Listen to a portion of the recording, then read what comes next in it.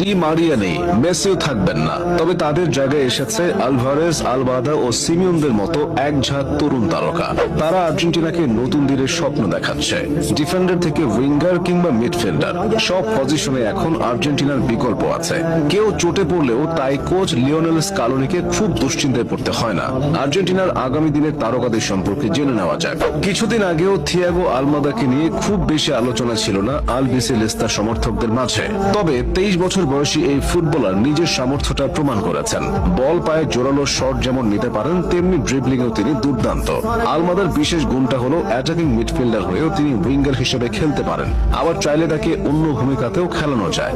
Ball control ও বল সাপ্লাইতে তিনি অনেকটা মেসির মতো কাজ করেন। 2026 বিশ্বকাপের পর মেসি থাকবেন না, সে অনুযায়ী নিজেকে প্রস্তুত করছেন আলমাদা। সুযোগ পেলে তিনি জ্বলে ওঠেন। অবশ্য ফ্রি কিক নেওয়াতে আগে থেকেই তার খ্যাতি আছে। ভবিষ্যতে জাতীয় দলেও নিয়মিত